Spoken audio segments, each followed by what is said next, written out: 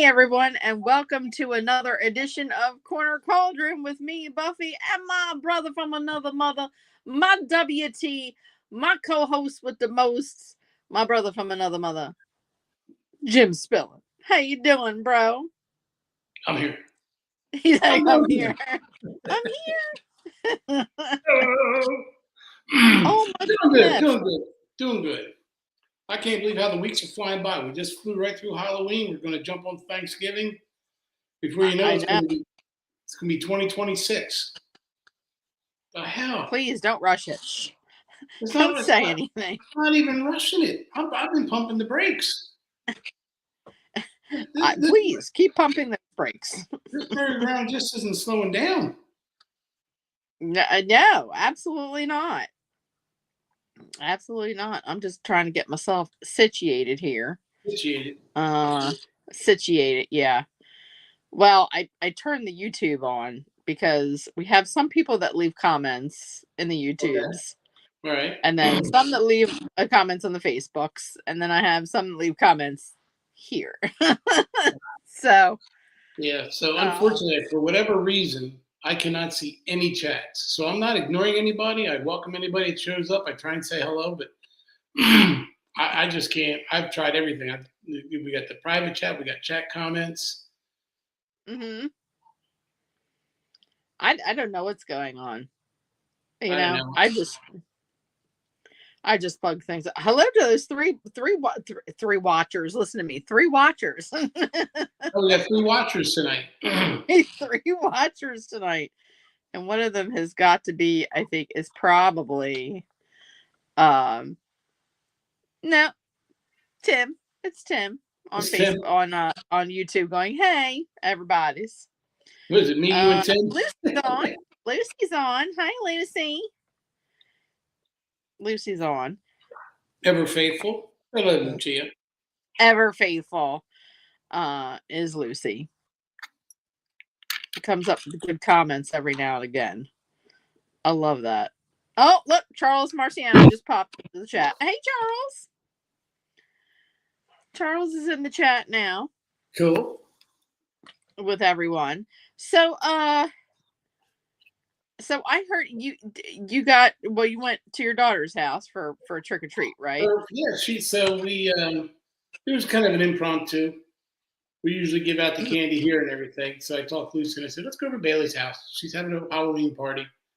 Let's just go there. But we give out candy. But her mom gave out the candy. We went over there, had a good time. It's just like I said, all you gotta do is invite her one brother, and you get every other brother there. I mean, he's got like 5 other brothers. He's got 3 sisters, so it's like they were all there. Crowd forms instantaneously on Halloween. So we had everybody from Bugsy Malone to who was I don't know if you watched The Incredibles. Yes. Who is the little girl? Who's the older lady with the black frame square glasses? Oh, she was the professor. I can't remember the professor's name, but I know who you're talking about. It was the professor. That's how Bailey was dressed. She was dressed as the. It was freaking hysterical. It was great. She looked great. She had the short dark hair, the glasses. She had the jumpsuit on, the orange and white jumpsuit. Oh man! Because we pulled up. Rachel's in the chat. Hey, Rachel. She's out in the front yard dancing away, and I'm like, "Who is that?" It's like, "Oh, it was Bailey." It was like, it's your daughter, dummy. Oh yeah, just sit right here. Thank you. We had zero, none. None. They gave out over 230 pieces of candy, I think it was. Well, I know where I'm hitting next year. Screw giving out candy. I'm going over to Bailey's house. I want candy. Right. I'm going to dress up and get candy. Because, you know, I don't know what it was. I went through a half bottle of wine. Hey, sometimes that's what you got to do. Waiting for trick-or-treaters. Well, you know, I did better than my neighbors. My neighbors packed it in before I did. They were like, okay, see you, bye. I'm like, all right, sure, whatever. And they have kids. They truck their kids to the burbs, you know. And here I am sitting on my porch in the middle of Murder Town, USA. Murder Town, USA. You know, in the hood. I Right. didn't even get any hoodlets. That's terrible when the hoodlets don't come out. Wow. Mm-mm-mm. I don't know what was going on. I'm accepting uneaten candy donations, just no candy corn. All right, Charles, you got it. I was gonna make me have a coughing fit tonight, Charles. Coughing fits. That was Charles' comment. What's the matter with candy corn? Y'all haters of candy corn. Who hates candy corn? Charles. He said, I love candy corn and the little pumpkins. The mellow pumpkins. Yes. They're delicious. Best stuff in the world. Especially if you get the candy corns that's like the autumn candy corns. They got the brown. It's like the white and the brown chocolate on the bottom. Yes. Yeah, absolutely. Yeah, I mean, it's okay. I will be taking donations of all Charles's candy corn that he does not like. So you can give it to me. I will take it gladly. I will be 500 pounds by next October, but I will gladly take it. Oh, and probably dive up. Well, see, I keep my candy that if I don't give it away, I keep it. And then Charles with all the barfy faces, he put up all the barfy faces as comments. He said, you either like the candy corn or you don't. There's no in-betweeners. Yeah, there's no, you're either a hater or a lover, either one. And I gather from most of society that you're all haters. There are a few of us that have distinct tastes, you know. I had to go up to the grocery store one day last week, I think it was, for something we were doing. And there was my candy corn, 2 for $6.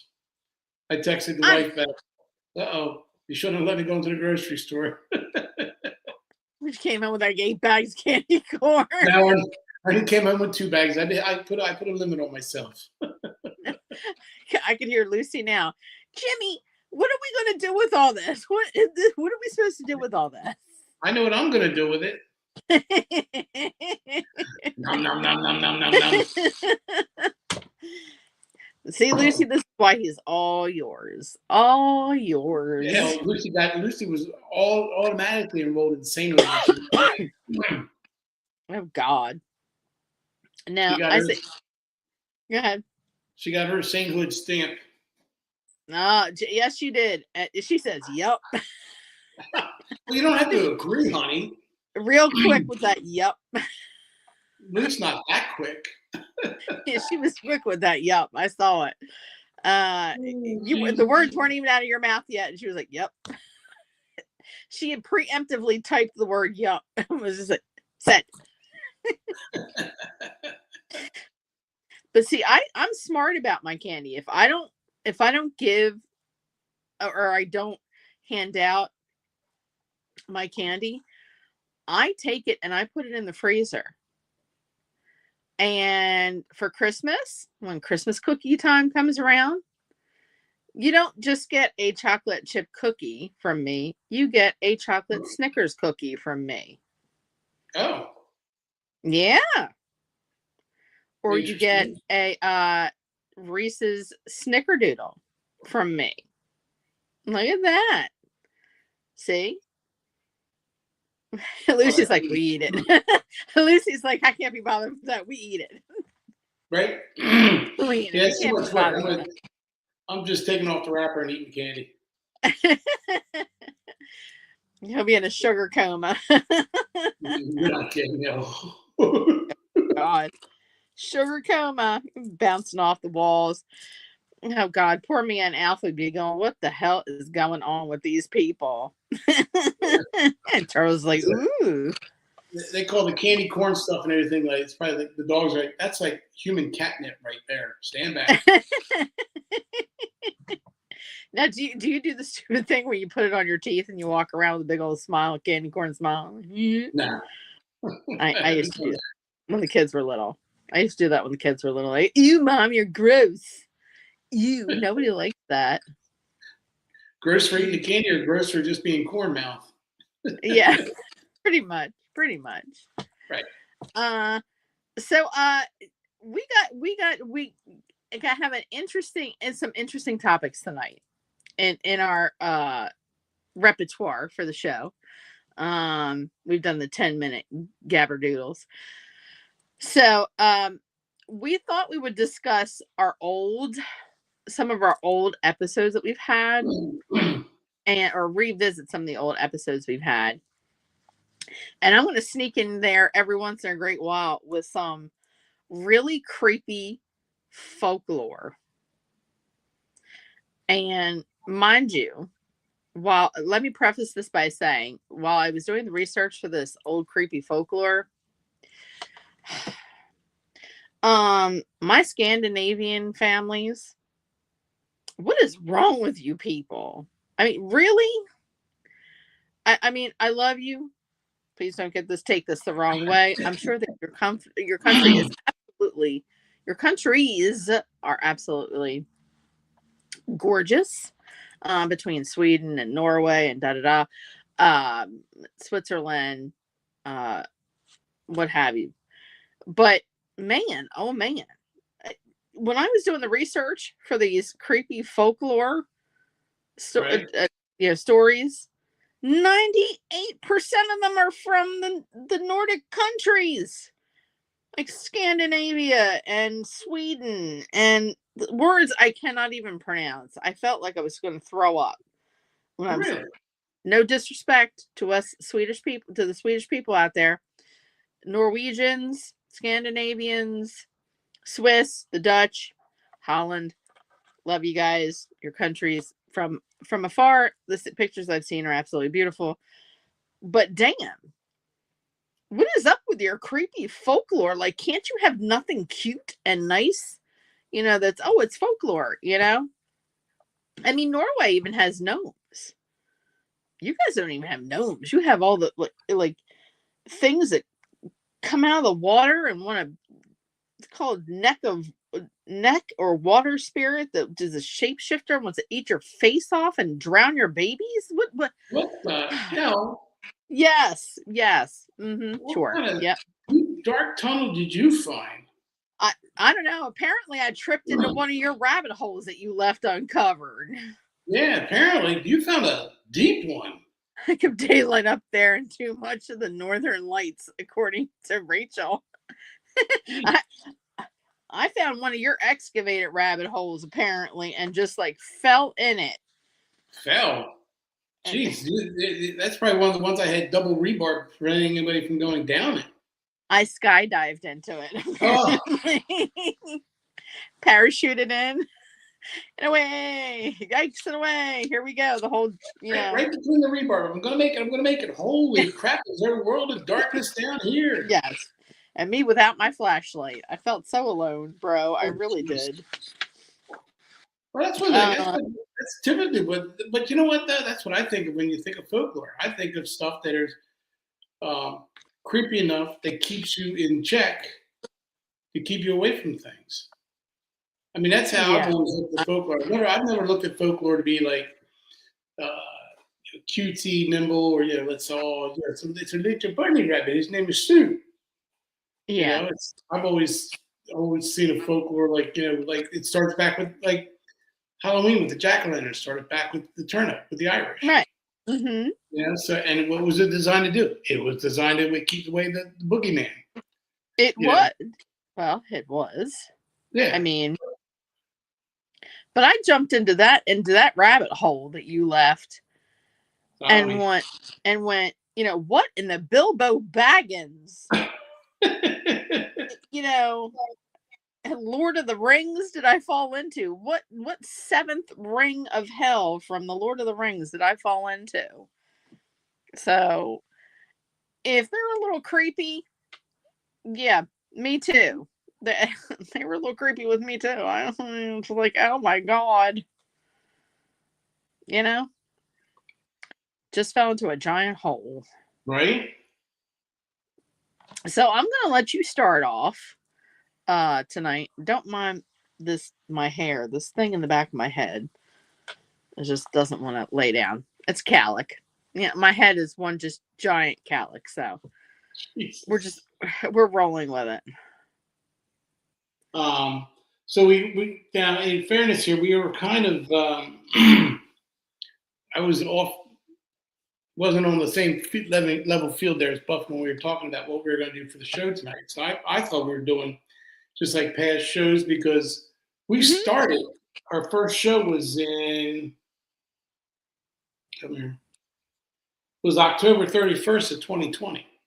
Yep, 5 years. Can you imagine And 5 years? I thought because we haven't been this close to Halloween with our show coordinating when it started and everything, thought it'd be really cool just to kind of like look back, reminisce about what the shows that we had. I have no problems with putting Bilbo Baggins, the creep of Bilbo Baggins, away, if that's what you would like to do. Ooh, I just the Hobbit. But our first show we did it on was on Gifted Children. Yes, You know, you're we right. talked about Children. Talked about visions. We talked about their vivid dreams. You know, the hours of synchronicity, the hour of the most spiritual hour to wake up. They say is like 3 a.m. is the most spiritual hour. There's a lot there. Now, one of the zany crews out there that go along with Chuck Wagons used to call the 3 o'clock hour the devil's hour. Yeah. I get how he tied that around to loop and hold it, but then if you look into it, it's also the 3 o'clock hour that we talked way back then 5 years ago. It's an awakening hour. There's something you're supposed to be directed to. There's something, it's a message being delivered. They always said when you wake up at that 3 o'clock hour, you shouldn't go back to sleep. You should just stay there and just kind of like relax, go with the flow, open yourself up, find out what the message is, and go from there. But yeah, so that you know, like I said, that goes from like 3 to 4 a.m. and that's the easiest time because you are. I've always looked at that. That's your most open time. I mean, I know the crucifixion was at 3 p.m., not the 3 a.m. Right. And I get what they're doing, but I think that 3 p.m. is such a busy time that 3 a.m. is better for the connection that you're looking for, and that's why they've always said. You know, don't be alarmed by the 3 a.m. wake up. It's not the devil's hour. It's not the death hour or anything like that. It's not like the 3 knocks that are supposed to be, you know, mocking the Holy Trinity or anything like that. It's just an awakening hour that you just sit there and just, okay, let me get my message. And so that was, I thought, you know, it was kind of that was kind of cool. You know, they say, you know, you hear. God, you know, you might hear guiding voices. Is one thing. Yes. On there. And you know, and when you say you hear guiding voices, it doesn't have to be an out loud. I'm hearing it. As long as you're hearing it somewhere, like you're receiving the message.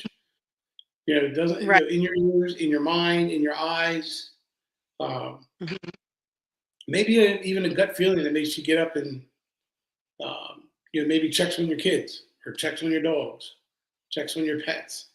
You know, who knows what that message is supposed to be? You know, I've never found anything since then that it just said this means to pay attention to verbal communication only. No, or mind stuff like that. So that was our first show. That we had talked about on, and there was a lot of things. We talked about the third eye, you know how it, you know it hinges kind of right between the your eyebrows. Yeah, that's people. I think the third eye. I think the third eye is the people who are more. Pardon me, as I scratch my left eye, not my third eye. He's scratching his third eye, everyone. Now I can't see anything. I blocked my third eye. But so it's right there between it, and it's supposed to help you with their guidance. And I think really, but I think the third eye to me, and when I was looking at this, was to me is more of a metaphor for a concentration. I may lose you Right. here because Adobe is asking me to update. I'm going to try and remind later and stay on. I hope I do. Shit. Oh boy. No, oh, there I am. Good. It wasn't as bad as I thought it was going to be. But the going back, the third eye is not so much a physical thing, more of a mental thing. Mhm. It's maybe kind of like the just bring you to a center of concentration, Right. more so than just I being like a proverbial third eye. right. That comes full circle because if you watched Witches Winging It last Monday, Jen and I went on this vast trip of the Akashic records, right? And what the significance between the Akashic records and the waking between 3 and 4 a.m. in a consistent pattern.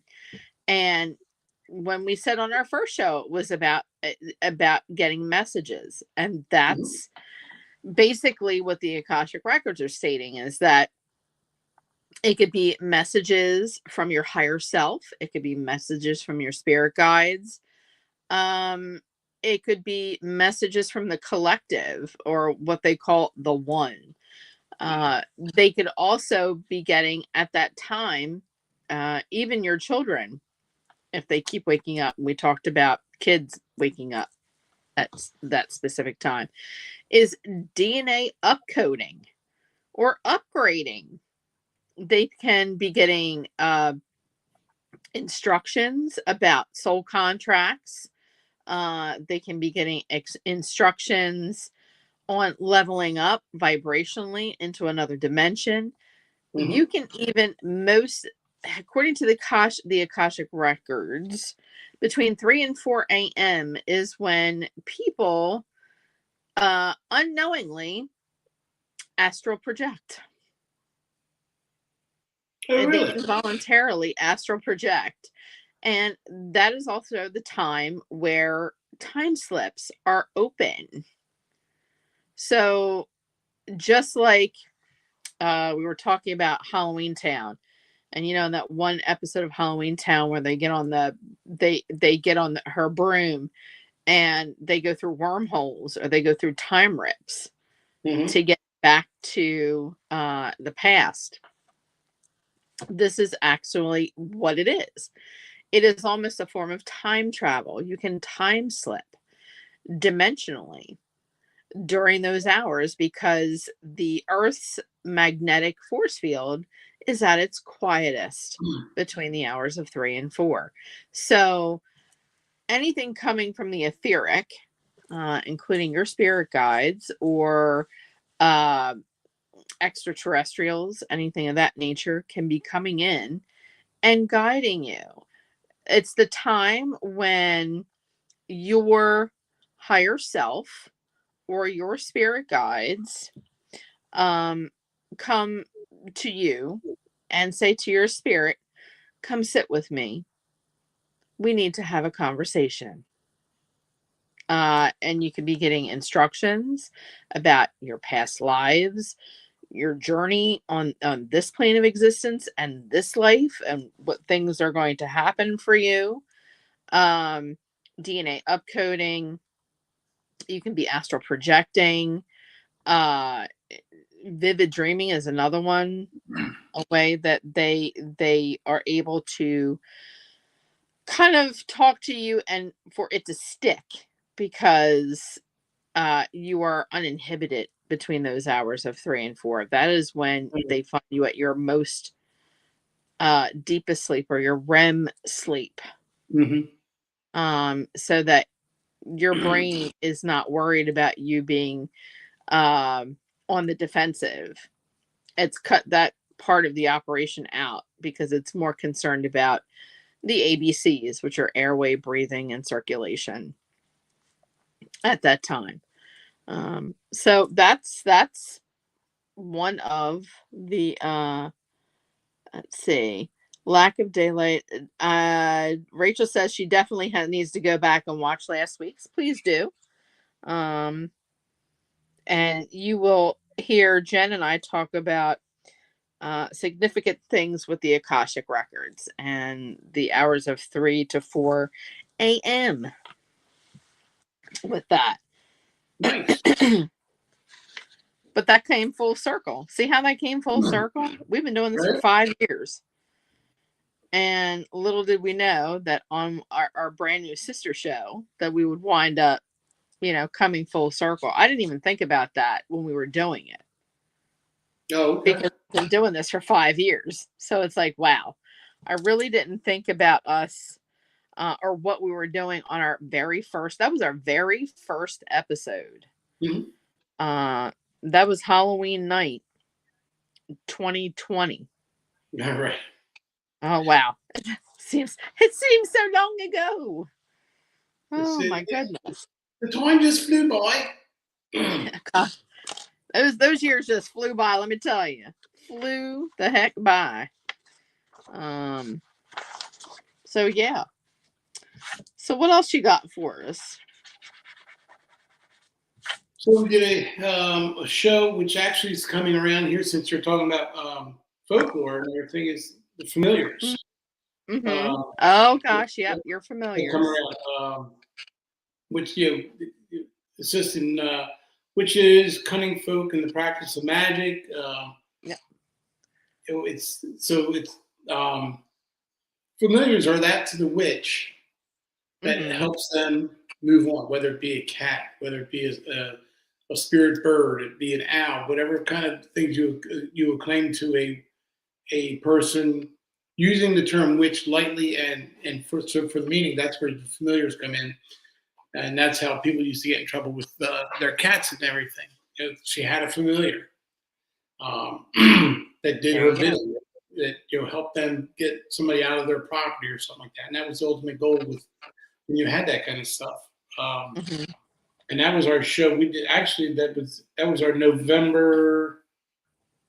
Where you at? Come back to me. That was our November 21st show.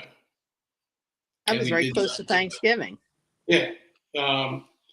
So we talked about familiars. And it's funny how it all comes around again because you talked about the third eye. We just talked about the third eye. We talked about the hour of awakening. And everything. It kind of leads you into familiars a little bit because you still have some witchery going on per se. People are in a hyper vulnerable state and they don't know what's coming their way, and all of a sudden they just happen to see so and so down the street just let in 3 cats, or they just had an owl come in through the upper window, or they had a bat come in. And it was kind of funny because when I was looking at all of our past shows, I'm like, wow, this is like so full circle. It's with what we used to do with Tim when we did a show with Tim, when we did before Corner. We've always been Corner Cauldron. Why do I think there was another show? We did. I did Paranormal Talk too with Tim. Paranormal Talk too. That's right. Yeah, I remember Tim being. So like when you guys did shows and everything seems to come back around at like a given point, because look how many times we could have talked about all that, and we haven't. We talked about it on basically a 5th year anniversary of the shows, and all the past stuff that we've talked about, the familiars, the third eye, the waking up at 3 o'clock in the morning, what does the benefits give you there? So familiars, but like I said, familiars are given psychic protection by their witches. That's the other thing. Not only do they aid and do the bidding or the helping of, but they also get protected for doing their work. They're not just put out there and being vulnerable. The problem is they become vulnerable when, as we've learned when we talked about these shows before, that somebody wants that piece of land, or somebody wants that extra money, or somebody wants that whatever it may be, and just go there and say, hey, she's got a familiar, and all of a sudden they get out of the trouble. They have to give up their land. They lose their land and everything. Right. So that was What else did we have on there? Uh, and then also we talked about when the witch's familiar dies. It's painful for the witch because of and it's astral spirit. So there we are. We're right back again to astral. Yep. If everybody knew how much lived in the astral, I'll just use the astral world right now because astral projection is kind of the same thing, but the astral world with sitting out there, we would be amazed. And a lot of it could be attributed to parallel universes. It doesn't have to necessarily be astral projection. It could be misinterpreted. It's like, am I doing astral projection or am I in parallel universes where the road, the bend in the road is a real sharp, hard left, and I didn't make the cut and I went straight ahead to another parallel, but came back before you realize anything's going. Whereas astral projection, like you said a few minutes ago, you can get lost. Yeah. You can get lost big time. And we always said here, it's like we talk about it, and I think people's first notion is to go back to Insidious. Where Dalton is out in the projection. And he says, I see myself fly at me. I see myself leave my body. Yeah. And then he got too deep. Now, again, it's a TV show we're talking about, but there's some truth behind all that with that astral projection. And that's why me and Buff have always said, whenever we bring up, because we did a show on astral projection. We did. And we also both said, look, we won't, I may not have the right teaching hands, but I got enough to give you a guidance on how to do it. I will never do that to anybody. We agreed that we wouldn't do that because you just don't want a lost soul out there. And all of a sudden you have to live with shit. So-and-so tried astral projection and, now we can't get him back. Would it be just a mental lapse or would it be as drastic as it was with Insidious and Dalton? I don't know. It could be just that drastic where all of a sudden now you're laying in the bed and everybody thinks you're in a coma, but you're not. You're stuck in a projection state that you can't figure out how to get back from because nobody realizes you're in trouble. Right. And that's going back to the familiars. We have still to this day, and I don't know any of our witchy poos that are out in the chat. I have gotten so tired of hearing about the only familiar that a witch is allowed to have is a cat, and it's got to be a black cat. No, it does not. No, it does not. In fact, you work your way up to bigger animals. Back in the day, when there was actual witchery going on, way back in the day, and they were teaching, or they had a witchy poo in tutelage. Their first familiar was not always a cat. It was something that was easy to control. It could have been a spider. It could have been a toad, something tiny, and then they worked their way up to larger animals. You could even have a human as a familiar, someone that you put under a spell to do your bidding. It could be a glamour spell of some kind that you put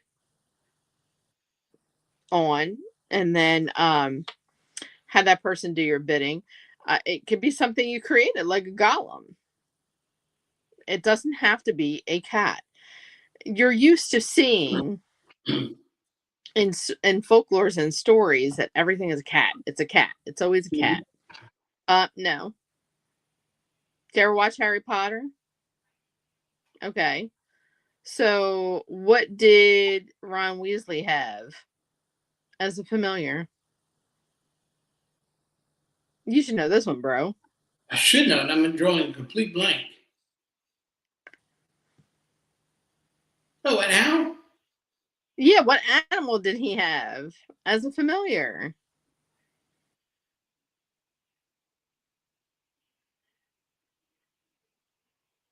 We just watched Harry Potter the other day. Oh, good Lord. Oh my goodness. A rat. Times right. Yeah, a rat. Scamper is a Hold rat. on, hold on. Lucy's like, it was a rat. It was a rat. I gotta give a shout out to Lucy. She just yelled out "rat" right after. Yeah, right I before heard her. I I got heard the her answer from Lucy. through the video. A rat. Excuse me. A rat named Scampers. Hermione had her cat. And yeah, had her cat. And Harry had his owl. Right. So that shows you right there that they tried to break the I guess it was the stigma that it always had to be a cat. Always had to be a cat. I think wasn't it Neville Longbottom who had a toad? I think it was Neville Longbottom had a toad. That was his familiar. Yeah, I can see Neville. You heard me, Buffy, but Jim did not. She said, I heard her, but you did not. I heard you. You gave me the answer. I said it right away and gave you credit. And you can hear me right now, too. Look. Now. But, familiars were used not only as, something to go do your bidding or be able to do, who had the phonics? The phonics? I don't know who had the phonics, Tim. You're going to have to explain that one to me, honey, because I don't know who had the phonics. Something about phonics. But, does he mean Phoenix? Phoenix. Who had the Phoenix? The Phoenix? The Phoenix was Dumbledore. He had it in his office. Yeah, that's what I say. That's not, yeah. Yeah, he had the Phoenix that was in his office. Gryffindor had the Phoenix emblem. They did. They had the no, it was a lion. I think it was a lion. Don't make me have to look this up now. Oh, I'm going to Google.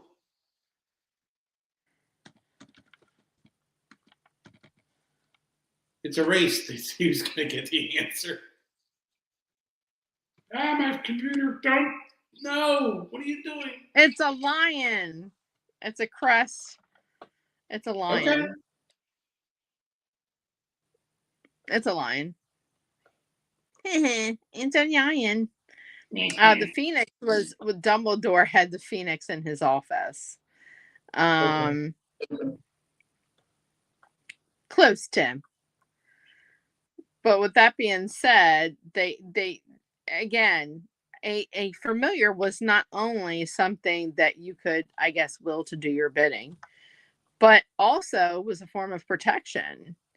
Also an informer of like, oh, you gotta give it up. You gotta close up shop because somebody's coming. It would wander around town bringing news. Like, were their heads on the chopping block, so to speak? Were they going to be the next ones that were going to be arrested? Right. When they were laying low, they could send their familiar out to do errands or chores for them.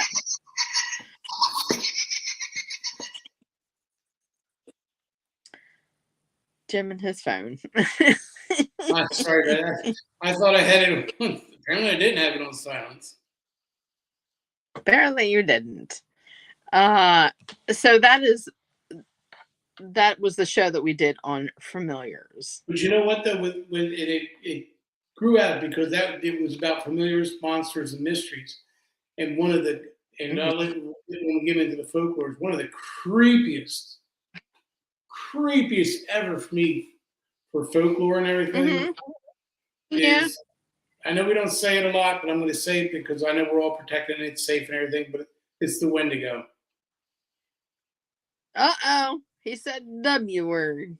I thought the Phoenix was coming back, too. That is it was reborn. When you talk about folklore and what things it does and what it doesn't do, and I mean, the W, to me, it's just... He's just... Go ahead, I'm sorry. I keep interrupting you. Go ahead. No, you're good. Yeah, no, that to me so far out of when you look at folklore, when you look at monsters, That was myths, anything, that W is Mhm. craziest of craziest son of a bitches that you will ever come across. Do you want to know that was the only one that was not of Nordic background that was on my list? That was actually oh, on my okay. list. I mean, Yeah. to what it does, how it handles itself, and the creepiest thing about it is it's a mythical, but is it because it doesn't actively hunt, it lures and freaks people out with mental process Hmm.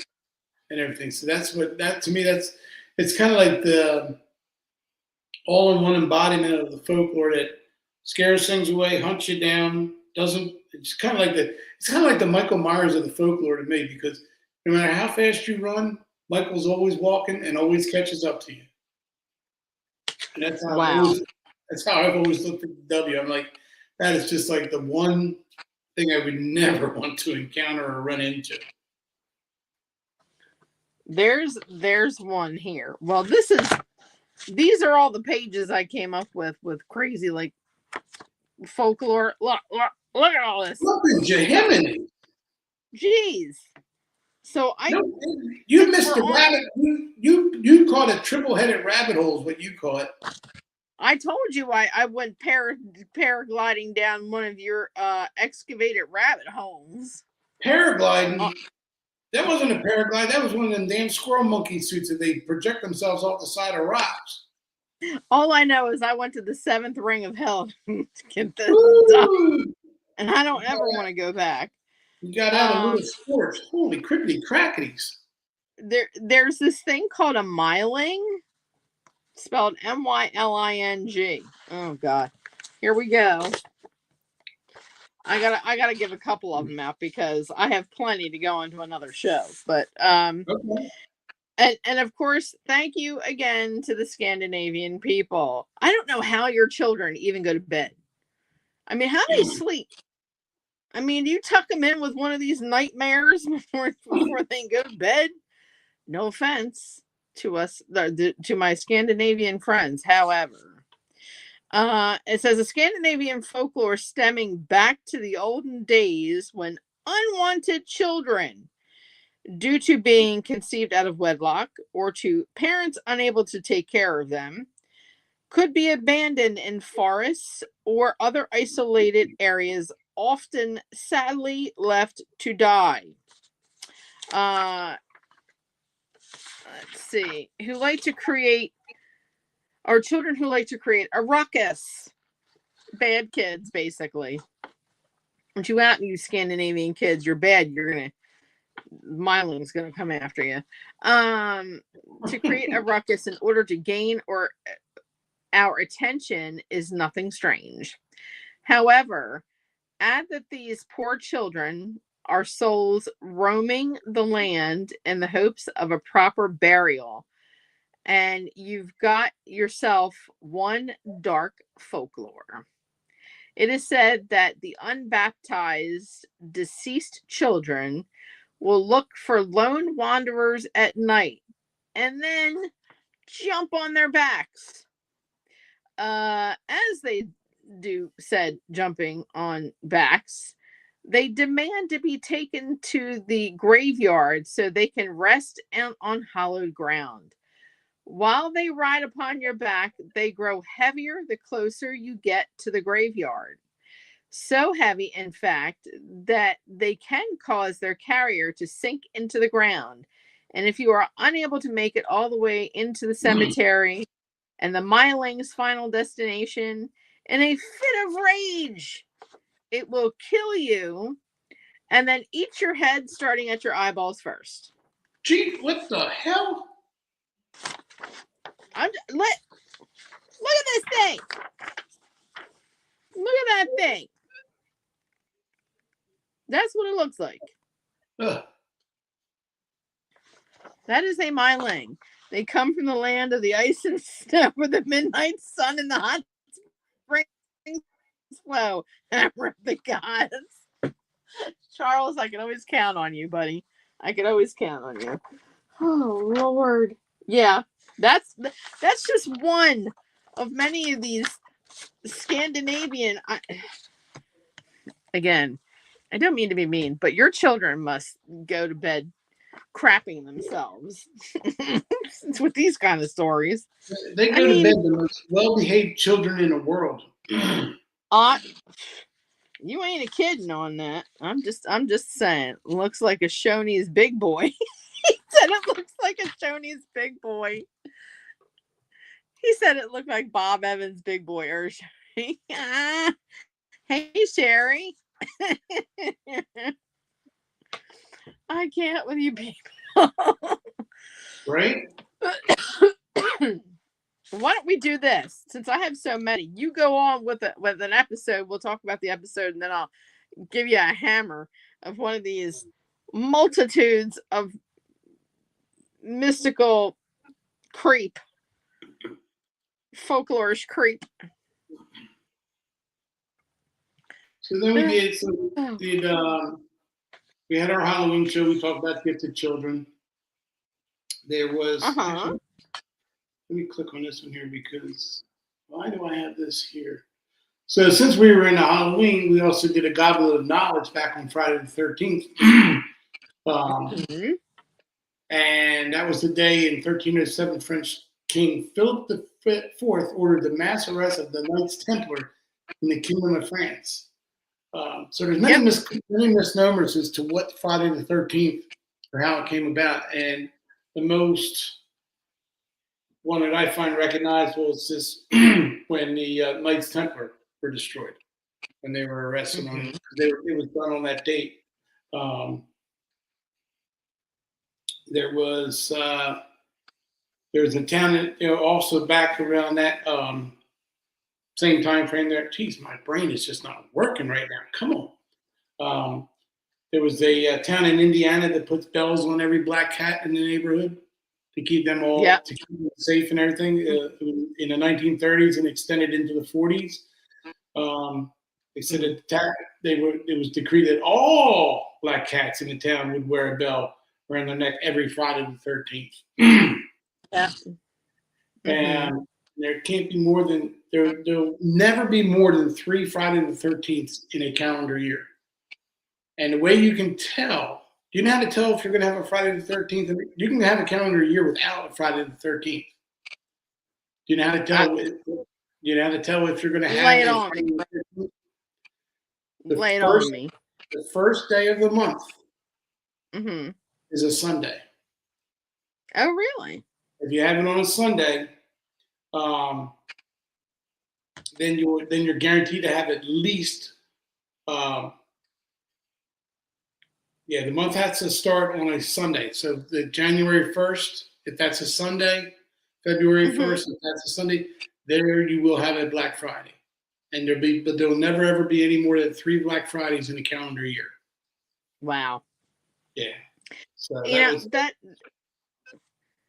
that goes along with when you were talking about the black cats and having bells, on around their neck so that, no harm would come to them, or you'd be able to find the black cats.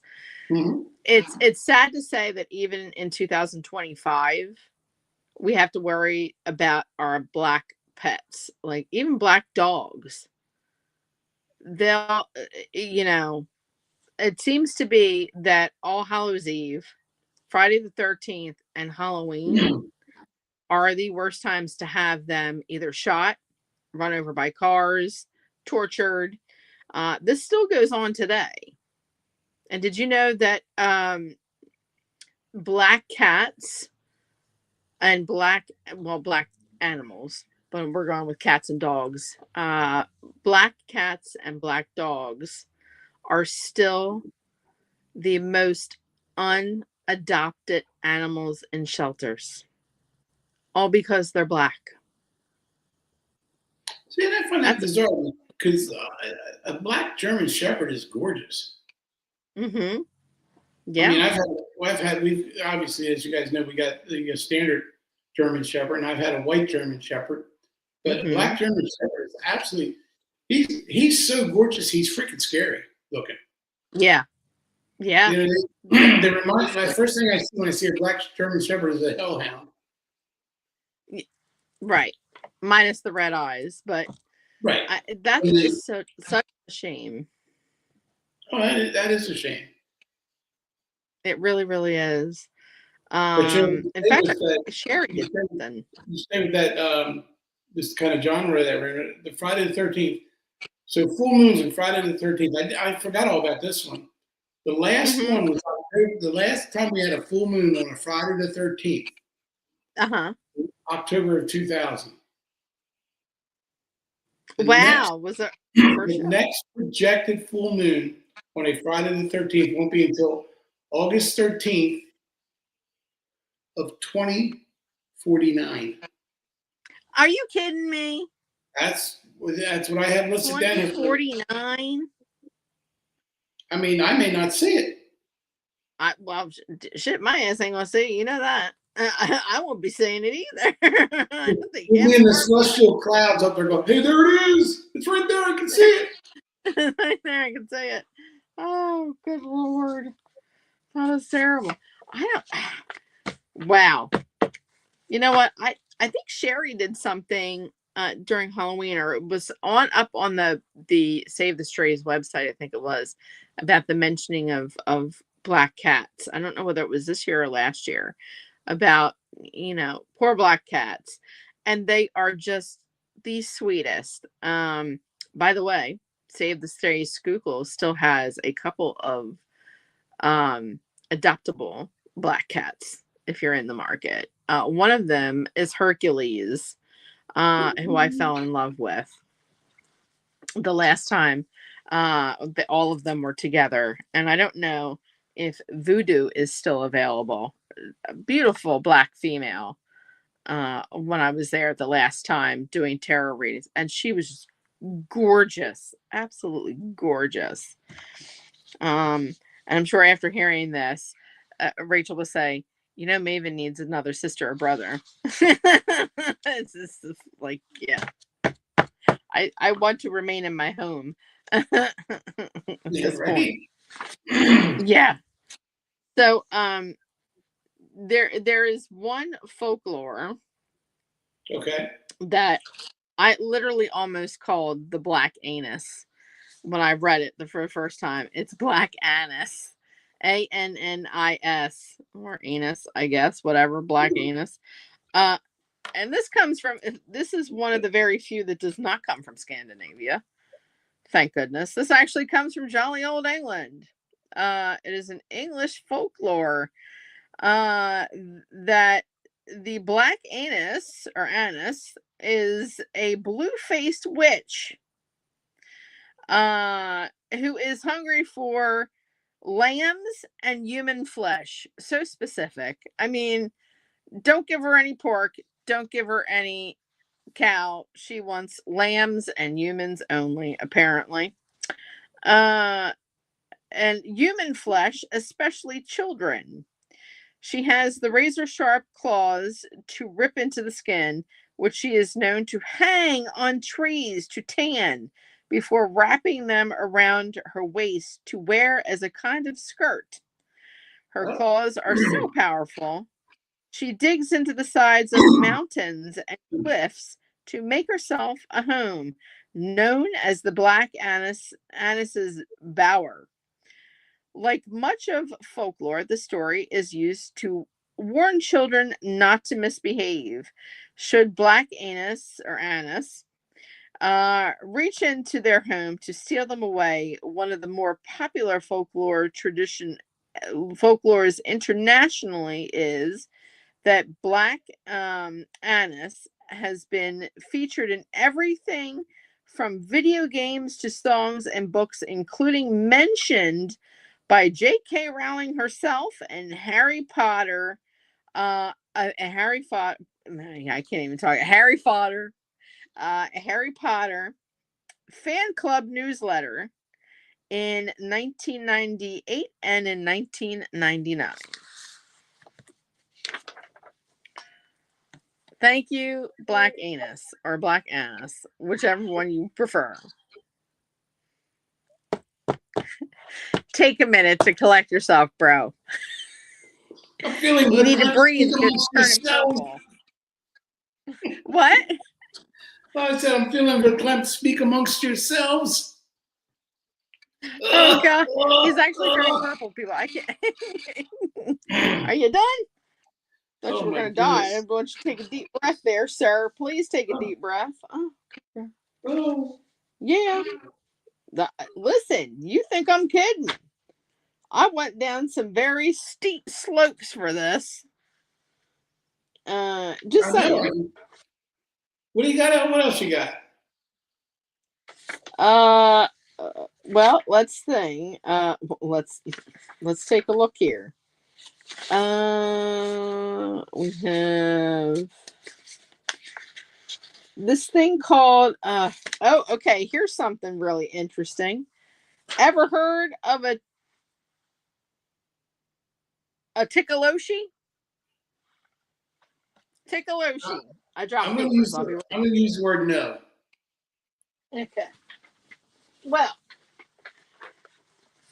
oddly enough, the Tikaloshi comes from Africa.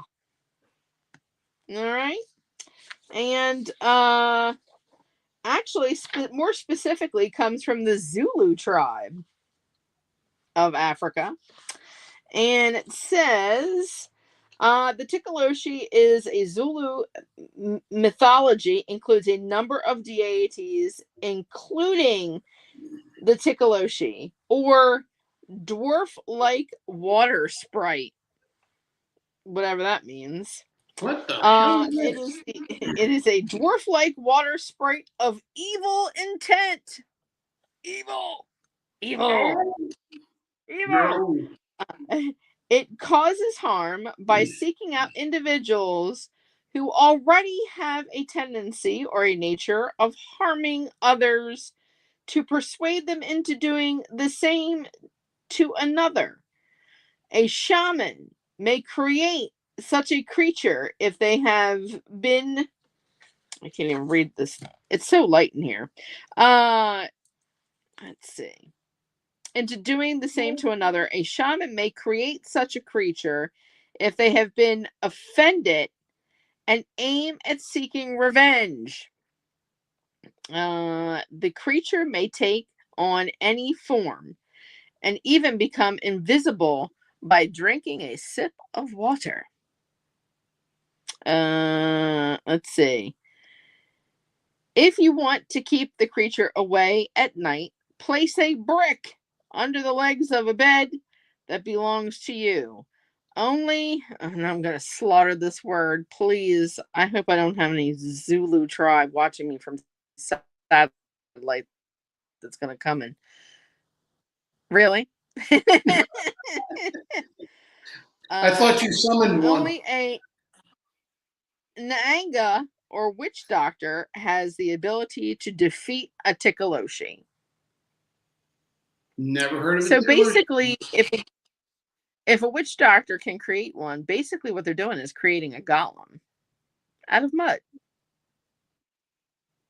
Or like doing voodoo. Basically, could be creating a gree too. It could be considered a life-size gree, kind of, sort of. Okay, so you said it creates a god? A gree. And what he does is he... Oh, I thought you said he creates a god, a gree. A gree. Yeah. Okay. Gree-grees are, if you're not familiar, people, it looks like a Tikaloshi. I have not drank enough alcohol to be reading that. Tikaloshi Soshi, according to Tim. Hey, according to Tim. You will not get any criticism from me. I can't even pronounce the word "the" half the time. So basically, if you're familiar with voodoo, or who do practice voodoo practice mostly. A gree is something that you create, or something that the priest or priestess creates. It can be as small as something like that is a piece of cloth is stuffed with, so it looks like a little ball, Mm-hmm. or it can be as big as life size, and they feed it and they breathe life into it. And its main job is to, with a gree, it can go either way. You can enchant one for love, you can enchant one for protection, or you Ah, can enchant one to be used in evil ways. The okay. practitioner has to feed it and breathe life into it. So that involves cigars and rum, and giving it a heart, which can be a little cloth heart, kind of like doing when we were up at Sherry's place doing the poppets or the voodoo dolls. Some voodoo dolls are given a heart with a little cloth heart inside. It can Oh, be a charm of a heart that goes inside of it. Grees, you have to feed, and you have to continuously feed them. And by feeding them, you usually dip them in rum and let them air dry for a minute, and then you put them in your pocket, or put them someplace inconspicuous, like in a dark spot where nobody can find it. Um, Even with the golems, you have to breathe life into it. So the mm, practitioner has to breathe life into it and give it a mission. Golems usually are more inherently bad than they are good. So this Tikaloshi reminds me of like a mm. gree, or not a gree, a golem, so to speak. I think we did. Yep. Not to talk about it. I think we did a show on the Gree. We may have. We may have. I made one for one of our investigations. That's Remember? what I it agreed. was. That's what it was, Buff. You made a Gree for a client, Yeah, and you told them that you instructed them how to take care of it and feed it and make sure it was okay, absolutely and it would did. and it would take care of. Certainly did. What was our next show, bro?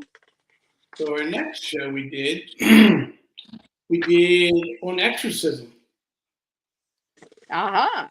We talked That was about, always a good kicker. and it's such a, to me, and it's, we talked about it when we did the show originally, because that one we did in November 28th of Mm-hmm. 2020. Um, Man, we were honking along in 2020. We did a bunch of We shows. certainly were. Um, but like the exorcism to me is, even today, as much as I try and study on it and try and learn about it, it's still not clear, Mm-hmm. because how quickly you invoke and can say, in God we trust. But the minute you want to turn it around and say, oh no, the devil made me do it, everybody thinks you're copping out to getting out of something, or getting away with something. Um, so to me, the exorcism is, there's a lot to it. There's the obsession, the oppression, the possession. Depending on who you talk to, there could be three, maybe four different stages of an exorcism that Right. leads to possession. Um, I guess, and it all comes down to uh, a lot of the victim and what they're thinking or doing at the time, and then what's read by the people. Because the minute you say exorcism, I mean, the first two names that come to mind are Ed and Lorraine Warren. Um, Absolutely. they did a lot of good work on things, and Ed with his uh, auto pen and that kind of stuff going on in the house in Pennsylvania in '86, Mm-hmm. The Smurl house. Yep. Um, The small house. those things going on, and you know I mean, even just yeah, and again, the exorcism is they getting rid of. It's not the possession or anything. It's the getting rid Right. of the not somebody's possessed is because it's gone through to me, which I think are 4 stages: obsession, Mhm. oppression, um, um, it'll come right to me, and then possession. And you can Mhm. watch them all as they progress. But it's it's watching. Then you and I have done a case where we watched a possession occurring, Yeah. and we were able to get out of it okay, and the client was safe, and everybody in the family was safe. We were lucky, Mhm. And anybody say what they want to say, but I always say we were lucky because if you get We the right, were very lucky. We you were get very the right mixture or the wrong mixture, which is it sounds like an oxymoron, but the right or the wrong mixture goes sour fast because that's the one there I'm talking about is one where we had that one EVP where it said "Don't believe him." It was that very demonic, scratchy voice. that right there.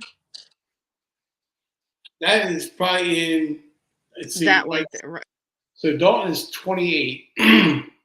So he was playing baseball, and I met the members of Damara Historic Haunts in somewhere around 2018 or 2019. I met them, now, maybe a little bit sooner than that. And that there is by far the creepiest, craziest EVP we've ever Mhm. captured, that I've ever been part of a team that captured. And the best part Mhm. about it is because I'm also, me, I'm the debunker. The best part about it was Yep. we were fortunate enough to have video running that night, and you can clearly see me and Jeff were the only 2 guys in the house, weren't even talking at No. that point when Yep. that was set. And that was, I mean, I remember the day I found that EVP. I was leaving work, I was reviewing the audio recording and everything, and I hit it play in my car, and I didn't even get out of the parking lot. I'm like, what the? And I went back to it. I get chills from it right now. I went back to it then. I'm like, It, holy shadooski. mhm. Yeah. Yeah. I mean that was 2016 Yeah. because that was my first case that Right. I'd ever gone on with you guys, Yep. mind you. And No, we I'm broke looking it in at you guys the with the chat here. Mind you, people. My very first case right way. with a paranormal group, not just by myself. And I'm sure that if the ones in the chat some of you have heard this before. Mm-hmm. So I'm thinking that like, oh yeah, let's meet up at this house. It's in Newark. We'll be fine. Blah blah blah. Whatever. Fine. Give me the address. Roll up to the house. Meet everybody. Meet Jim for the first time. Of course, this is the time when he calls it my crazy pants. I had the Yep. crazy pants on. I came out with these crazy pants that he was just, it was like I don't know what the hell she's wearing, but okay, we're gonna roll with that. So we go into the house, and it's a possession case, and I have never been on a possession case before. Had I dealt with like demon, absolutely. Had I dealt with human spirit, absolutely. I will tell you that it took all four of us to hold her down in the middle of the living room. No, she was a teenager at the time, right? All this is going on. I thought poor Jeff was just going to give up at one point. His arms were shaking. Mm-hmm. And then she grabbed Yvonne's stole, and the stole went flying in one direction. She broke a pair of rosary beads. She broke 2 pairs of rosary beads. She broke one of Yvonne's, and then she broke the one that her mother gave her. Yep. And she had broken the necklace that we had given her. And we get all said and done, right? It was done. It was completed. Nobody got hurt. Everybody was fine.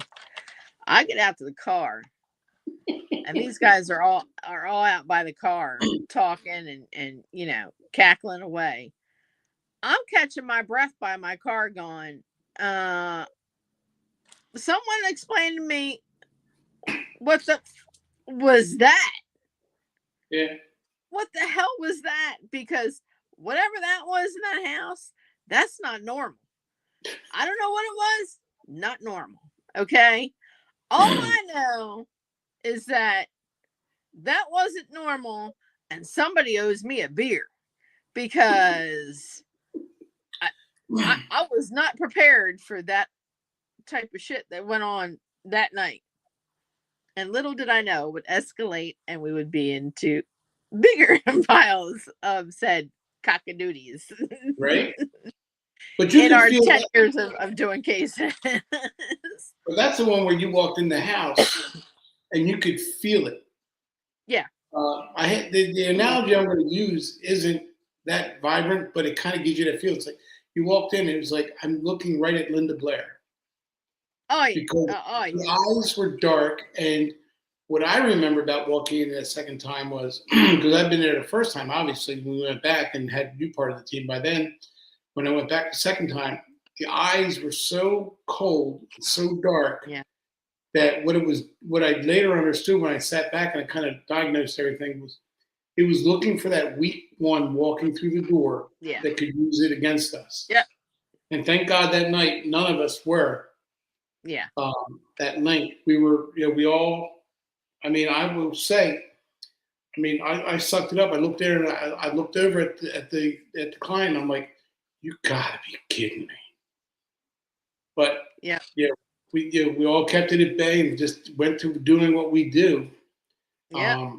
So whenever I talk about exorcism, like I said, we talked about it. We did the exorcism. We did a 2-part show.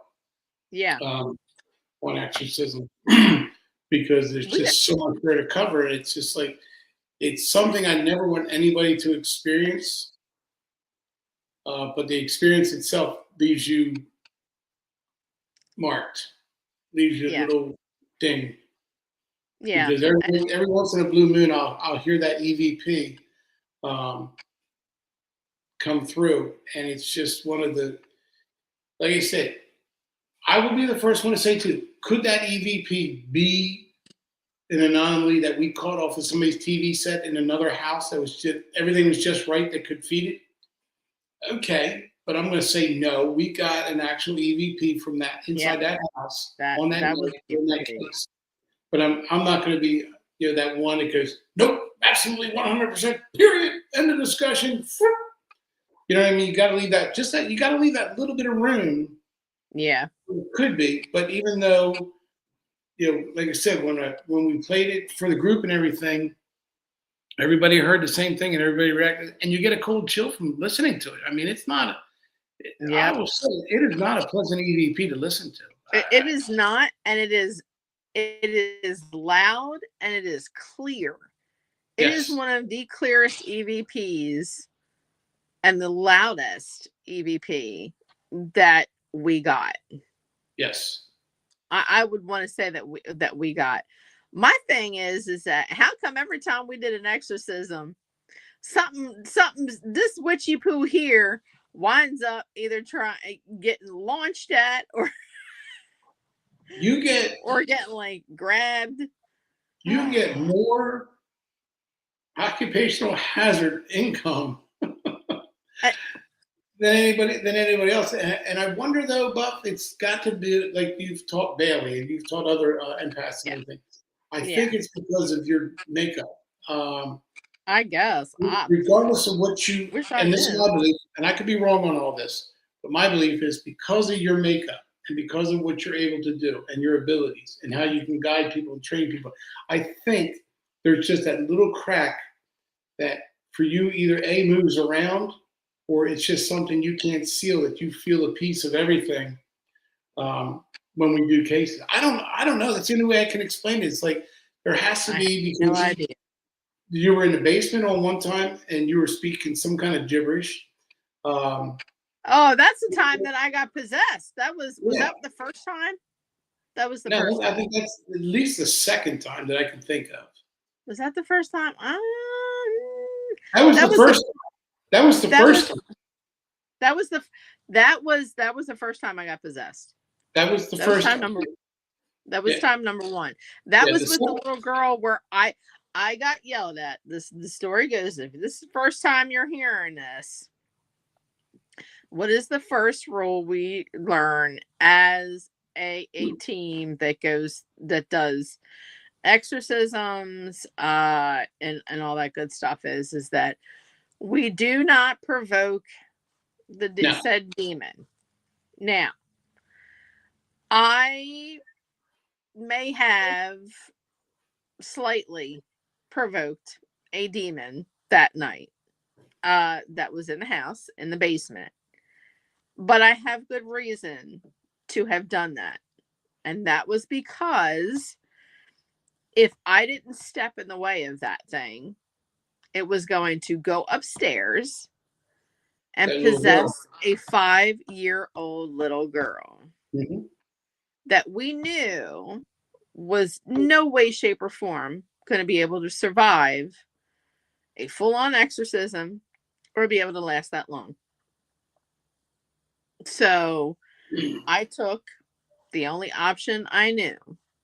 I stood in front of it, and I stood in front of Jim, who was behind me at the time, and I said, if you want to play games and you want to pick on somebody, try somebody your own size.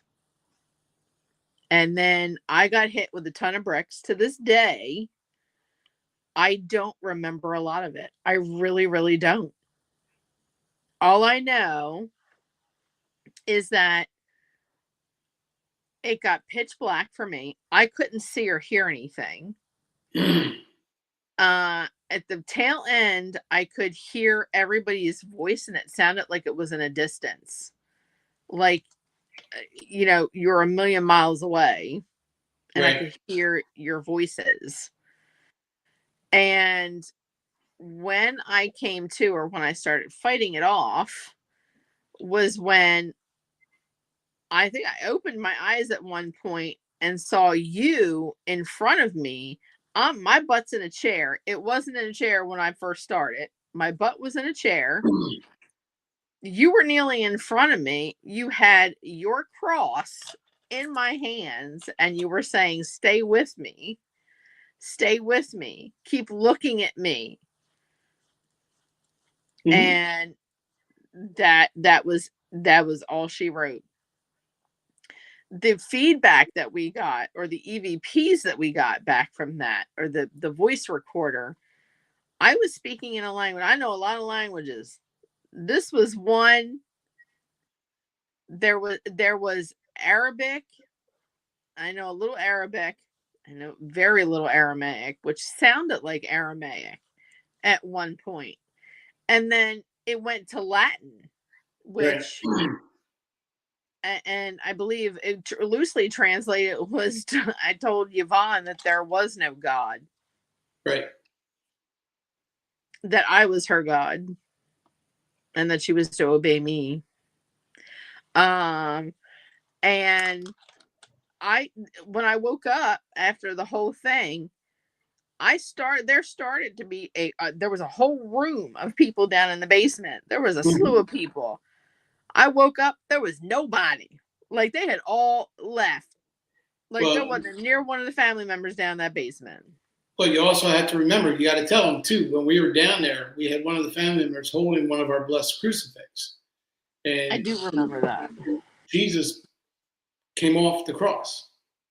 Oh, was that? Yeah, that was the time that Jesus yeeted himself off the cross. That was literally that. Yeeted. Yeah, because the one guy holding goes, was this supposed to happen? And he went upstairs. And then not making it holy, happy jokery or everything, but that's also when Yvonne was going through her steps to rid the house. Yeah. You're getting possessed. I'm trying to keep you around, and Jeff's going, Yvonne, we need a little help back here. And Yvonne's like, not right now, Jeff. He goes, but we need a lot of help back here.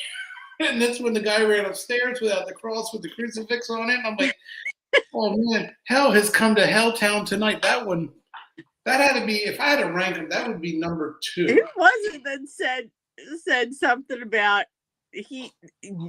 You know it's got to be bad when Jesus just yeets Jumps right himself off off the cross. He went on the cross. Even And Jesus went stage floor, left. like underneath something. Yeah, Jesus pulled a snaggletooth. Sticks and Jesus stays pulled a of snaggle. radius. Yes, he did. He pulled the snagglepuss, man. He no, man. He goes, I don't know what you people are doing down here. Yeah. Then But yeah, then we went to a house in PA where we had to take our shoes off. Remember that house? but that's where I saw my first black mass. Yes. Remember, the portal was in the living room. It was in the living room. And you had the nanny upstairs taking care of the baby. I'm changing the battery. And I turned around and there was just this massive black mass. Yeah. And it was going from right to left and it was going to the baby's room. And that's when I came in and said, guys, a little bit of problem upstairs. Yeah. That's when you turned to me and you asked me if that was supposed to happen. Is that supposed to happen? And I'm like, no. Right? I'm just like, what the holy crackities? And here we are slipping in socks all over the floor because the floors were like wood. Yunka donkeys. That's the night that her husband decided that he was going to launch himself over the bed and try and choke me. Yes. Yep. We were in the son's room. Yeah, and we got rid of it when we felt the wings of Michael. Yeah, that was kind of scary. I was like, I did nothing. And then somebody said, you're looking right at Buffy. What are you feeling right now? He said, like, I want to strangle her. And he launches himself from one side of the bed to the other. And I didn't have time to move because I was on the floor. I was like, okay, this is how we're going tonight. Okay. Right. Medium gets choked to death in PA. News story at 6. This is how it's going to happen. Exorcism at 6 p.m. Tune in. Then the last exorcism we had, we just did like about a year ago. Was in Middleton. Is that the one where you got your the little Italian family? Look, his face got real big. People look. Yes. Oh, that one. That was bad. That was bad. That took us over 3 hours. I actually thought that we were going to encounter law enforcement in a bad way. Yeah, pretty much. Because that was not going anywhere good. Nope.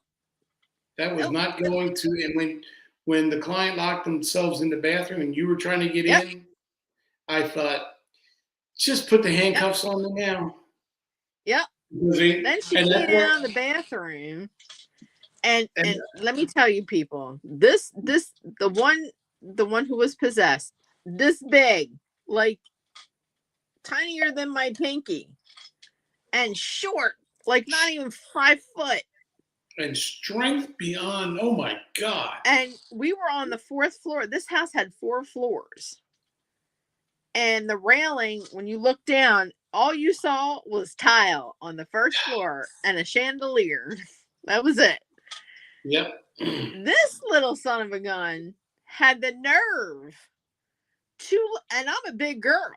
If you've seen me in person, you know my ass is a chunky girl. I like to eat. I'm a chunky girl. This girl will never be skinny. This girl has got some heft. This little SOB, 4 foot nothing, weighing maybe 110 pounds or 120 pounds soaking wet. Yeah. Picks my fat ass up and tries to hurl me. Again, I love using that word. Yank me off over the railing. And I'm holding on to the railing and I'm like, Jim, we have a problem. Jim, we got a problem. Jim, we got a problem. Hey, Jim, bro. I know. I'm like literally going like this over the railing. That was horrible. That was horrible.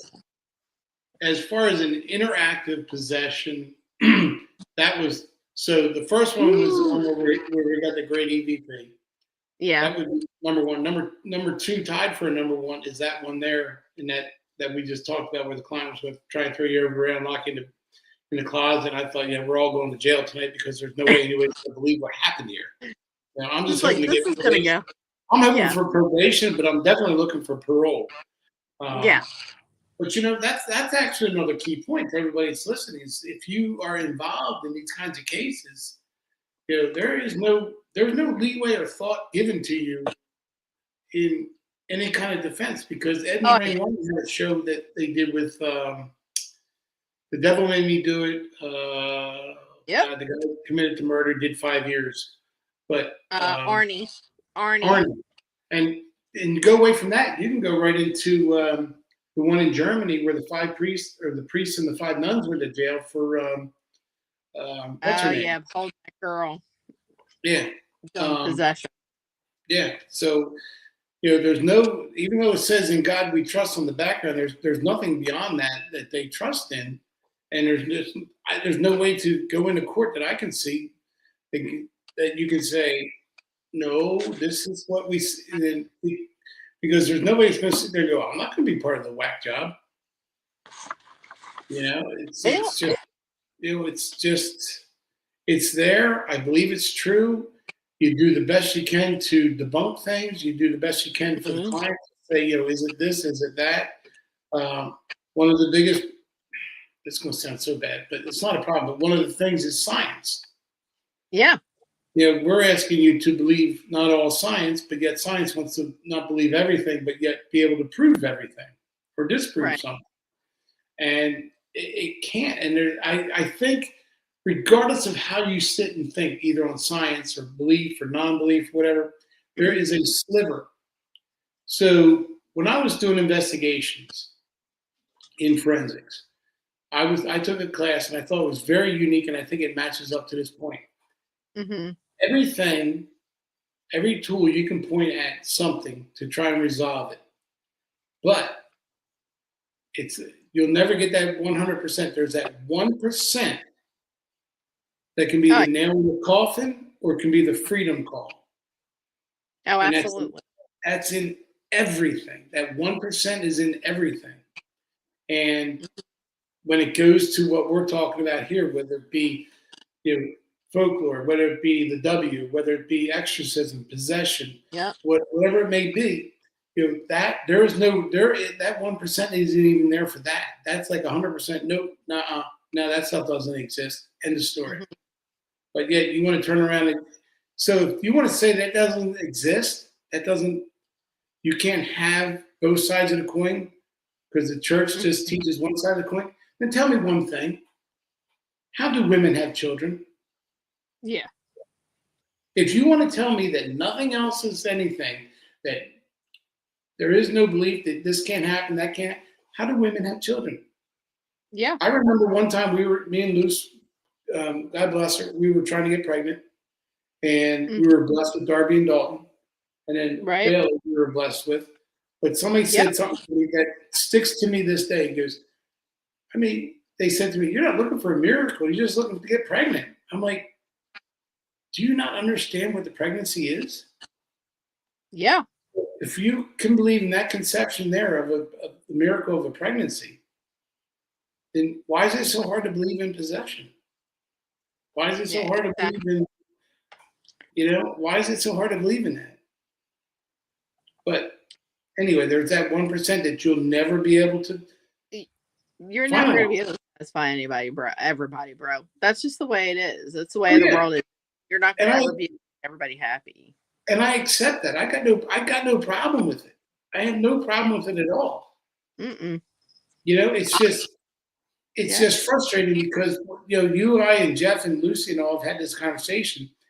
I'm not being a heathen, but I don't need to go to a church, and I've said this before, I don't need to go to a church, 4 walls and a roof, to talk and have my thing. I've got 4 walls and a roof. Right. I don't, so why do I have to go to one spot to make, you believe because you wore your Sunday best, but yet you can't believe. The church will say, give us your money, give us this, and no damnation will follow you. There was at one point there was only 187 exorcists in the country, in the United States. Father Amorth, if you anybody knows Bless anything, Father Amorth, because let me tell you, poor man. oh yeah, A lot. but it was great though. He used to call the devil Bluebeard. Yeah, The devil used to come into his room and try and join him with, "Oh, it's only you, Bluebeard. Go away," and the devil would go away. But the church will preach, and I don't mean to climb on this wagon again, but the church will preach that there's only one side. There's a good side. They don't preach anything about the dark. They should be talking about it at their homily. They should be talking about somewhere in the mass, the darkness that could overcome you. The darkness could be anything. Because one of the best prayers in the world that I pray over family a lot is the blood of Jesus Christ. And that prayer, if you ever read it and look at it, it protects finances, homes, roofs, all the materialistic things that you need, that the devil can't wield a sword against. Right. So, but they don't do it. They don't talk about the other side. That's the part that drives me crazy. It just drives me. I know I'm repeating a record here, but it just drives me nuts. It just I mean, if you're going to look at anybody too, besides Father Amorth, you're going to talk about Padre Pio. I mean, absolutely. How many times did he get thrown around, broken? He broke his back at one point. He had the stigmata. He broke ribs. He had a concussion. He had a fractured skull at one point. And he still came out swinging. I mean, it is what it was. He would put a pair of gloves on, got the stigmata, put gloves on, while I say mass, and just go about our day. I mean, this is my biggest thing. And because you're here, I want to address this with you, because people that I talk to, like at work or outside of here, if you're not with me, tend to not believe this. I am the only non-Christian that is in our group, correct? Mm-hmm. There you go. Okay. So what does Yvonne always say of how I get told that this can't possibly work? A paranormal group that has 3 Christians and a pagan, and it can't work. That I don't understand how they allow you to be part of the team. I don't understand how they allow you or allow themselves to witness witchcraft.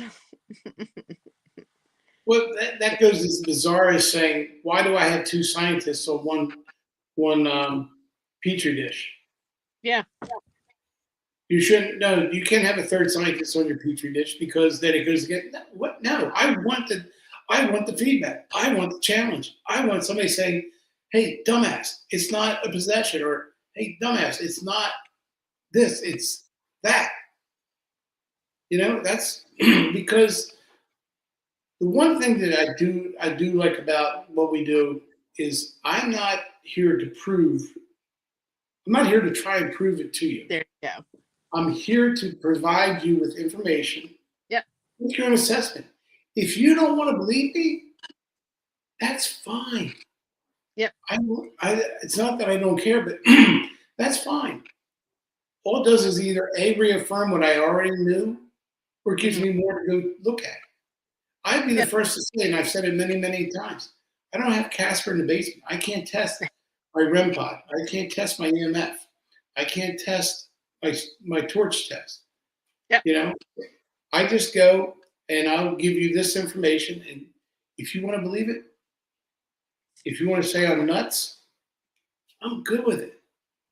But to somebody that you can't be a team of all one belief and expect it to work. You have to have people who of different backgrounds, different beliefs, different practice within the beliefs that make a team work. Mm-hmm. I mean, Yep. there's been times where we've all four of us have looked at each other and go, "Ah, bullshit," or Yeah. "Oh, okay," or one of us goes, "Guys, here's what I saw and here's what I think happened." Yes. And we're not, and the three of us, or the two of us, or the one of us might say, "All right, yeah, I can see what you're talking about, but it just wasn't enough for me tonight," or "Yeah, it was more than enough that I needed." Mm-hmm. So it's just, it's just, it's being open. It's being open and just listening to other people. Right. And I think it's like Yvonne says, is that as long as it goes towards the white light, Right. that it works. It works that, uh they let they have always my other team members have always allowed me to do what I do, to be part of the team and to be able to help in any way that I could. Bottom line. Um, they've never once discouraged me from doing something ever. Uh, we all listen to each other. And on top of it, you're forgetting this girl here, for the first 19 years of her life, grew up Roman Catholic, went to every mass, went to every holy day of obligation. So just because I am a different spiritual practice right now does not mean that I've forgotten those prayers, Yeah. that I have forgotten how to hold a cross or help someone who is in need hold a set of rosaries. If it is going to make them, give them comfort and make them feel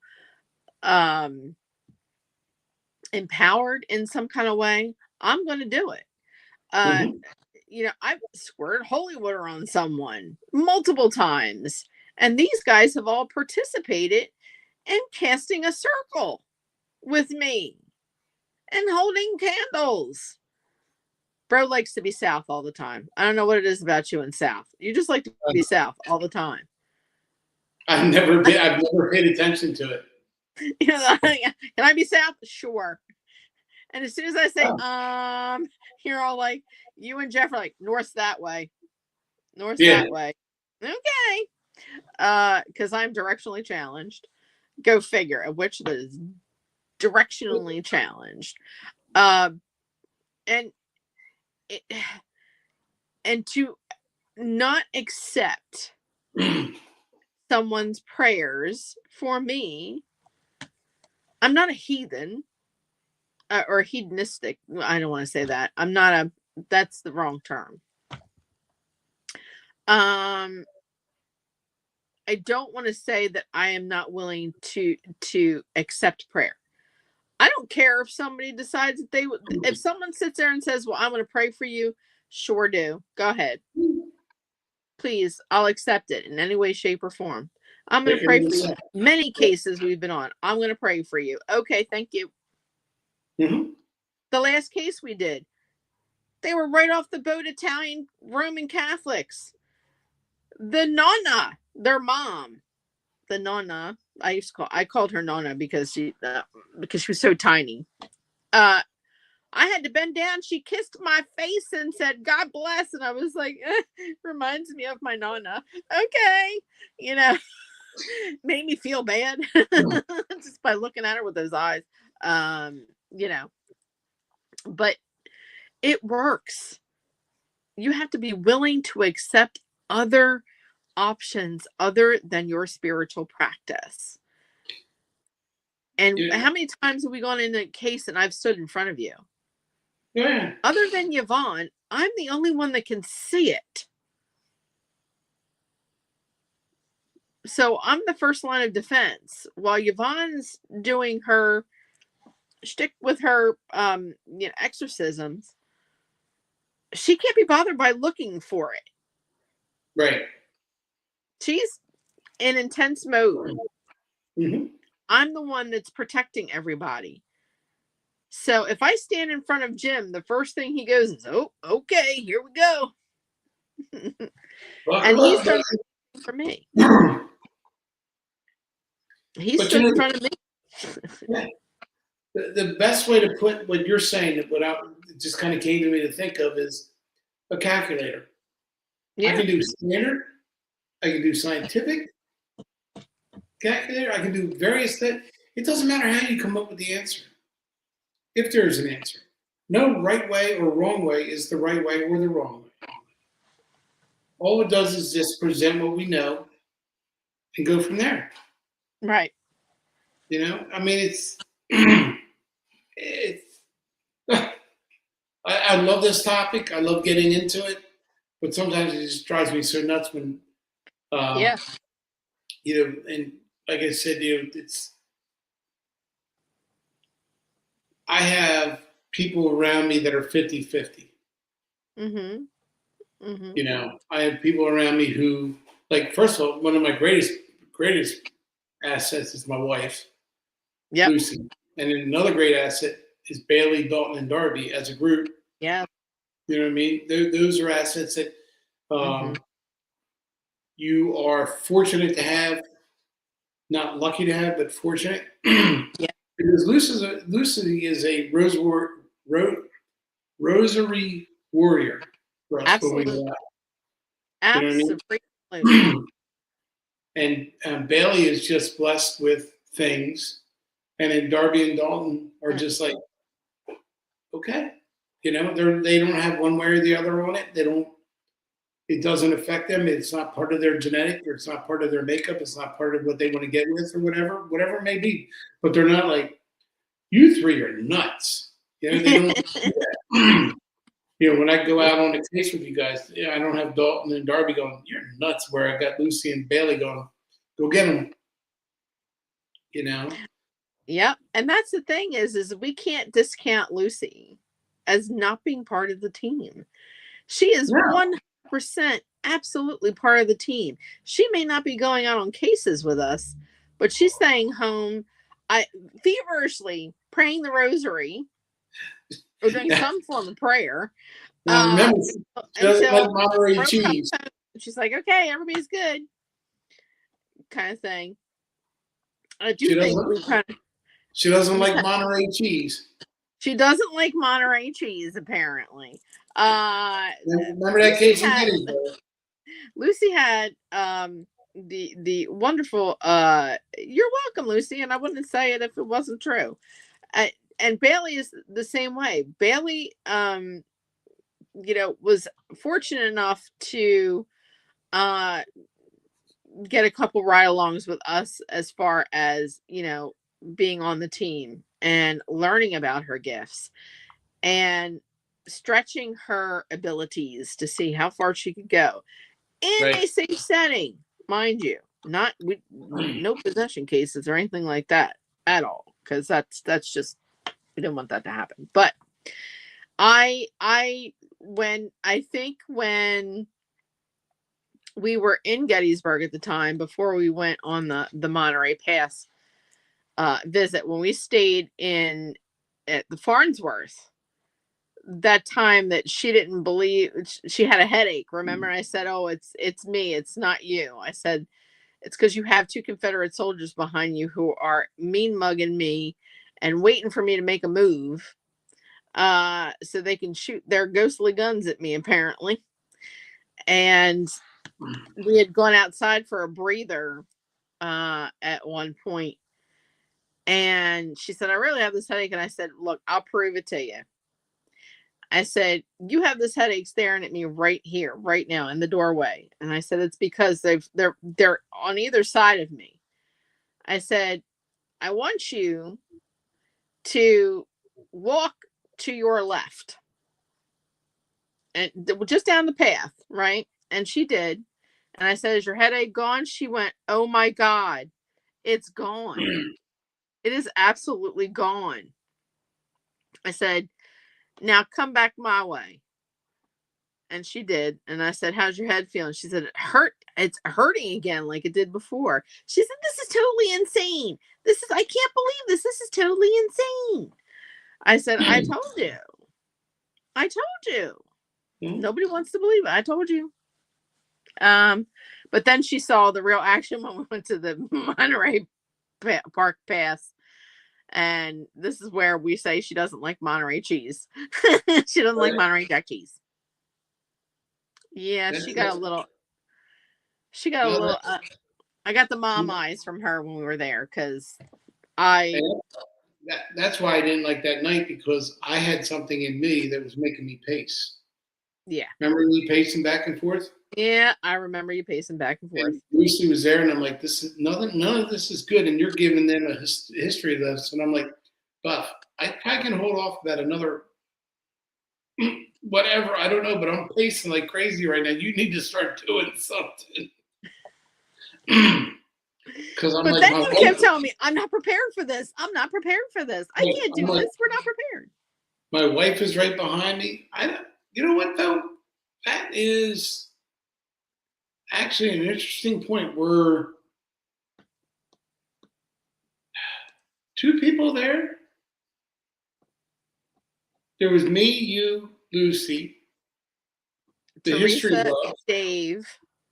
Oh, Dave and Teresa were there? Dave and Teresa. I thought they went back out to the car. No. Okay. Teresa and Dave.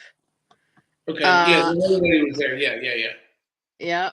And the docent named Steve Mung. He was the guy who was dressed up in the Confederate uniform. And then there Pamela Berry, she's the one who runs those ghostly tours. The redhead that was there. Mm-hmm. And then she had someone from the Hoover House who does table tipping, which I just don't do because I just think it's weird. Look at me saying something's weird. Table tipping. And he was there. So his name was Jeff. But yeah, that night we had spectators. But you did, I was so proud of you. I got the disapproving mom eyes from Lucy. I literally felt the daggers bend the back of my head. And she's giving me the mom look, and then she goes, I can't believe we're doing this. Oh God. And she starts praying. She's got her hands up like this, and she's looking at me going, I'm gonna kill you. I'm gonna kill you if we make it out of here. I'm like, no worries, we got this. And I'm like looking at Jim going, but you don't need to be prepared. You know all those prayers in your head, dude. They're in your head. Yeah. They're in your being. You got this. That's true, but it was the pacing and the overtaking that I was trying to combat. Yeah.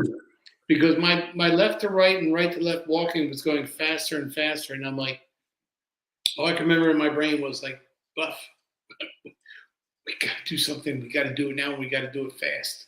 Yes, and we did. Yeah. Oh yeah. It went quick. It went quick, but it was just that I always care about every one of my team members. I always care about anybody that's there with us. But when I throw my wife in the background of everything, like, you got this, honey, you have to stay over here, right there. Don't move in the chair. Don't move. Please. Don't move. Like, whatever you do, just pray. Don't move. Just pray. And you know what, though? That night, part of her blessing was finding the picture of that girl that stopped. Absolutely.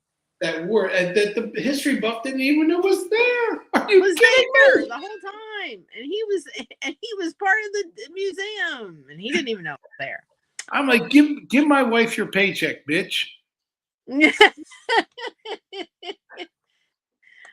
another blessing was that Lucy didn't kill anyone.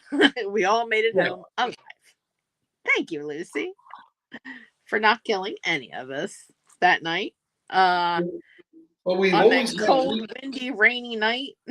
That was terrible. Me and Luce were talking about Gettysburg a couple weeks ago. We've always had a great time there. We're looking forward to trying getting back there. And we want to get up with you and go. But like I said, it's on our bucket list. We got things in front of the bucket list that we're trying to get through, but we're looking forward to going back to Gettysburg and just having another long weekend there. It's a cool little town. It is. See, so when you slim your bucket lists down, let me know. Dang it. Right. Oh no, there's no doubt that we'll let you know about that. You know, when you slim your buckets down, you got a lot of buckets going on there. Got too Um, many buckets. you have way too many buckets. That's part of it. Oh my goodness. So anything else you want to do one more? Well, you know, if you're going to give me one more to do, you know which one I'm going to do. Oh God, here it comes. Hold yourselves, people. Strap in. Keep your arms and feet in the car at all times. So, No standing up. what do you think it would be? Oh, I don't know. It could be any. I don't know what it is, to be totally honest. If you had to But throw one guess out there and go, bro's going to talk about this one tonight, which one would it be? I have no idea. I really don't. We've You had. do. Stop stopping yourself. Yes, you do. You know which one it is. No, I don't. I don't. Look, we're all looking at each other with our glasses. I don't. Doppelgangers. Oh no! Oh, it has to be the doppelgangers. Ugh. Oh shit! And what makes a doppelganger so crazy over everything is the night that we did the show. Yes. So I have a Ring camera in and around my house. Yep. And so you get neighbor reports, like neighbors say, this just happened. There's a car wreck over here. This happened over there. And we were starting a show. Just before the show started, you and I talked. I said, Buff, Mm-hmm. I got doppelgangers. She goes, what do you mean? I said, 1 mile away, I got kids knocking on the front door of houses, trying to get into houses, and nobody will let them in. And they were asking questions. So I've been within a mile of doppelgangers. Or not, I'm sorry. No. Oh, shit. Wrong one. You're thinking of Black-Eyed Children. Thank you. Yes. Black-Eyed Children. Black-Eyed Children is the But one please listen, people, if you want to ever have Jim talk, and I mean get really passionate about a subject, just mention the word doppelgangers. Or Black-Eyed Kids. Or Black-Eyed Children. Because I've had them 1 mile away from the house. And I remember you and I were talking, and I'm giving you all the facts. I'm like, because you were verified it for me. Yes. I'm not going to tell you what I'm thinking about or looking at, but what do you think of this?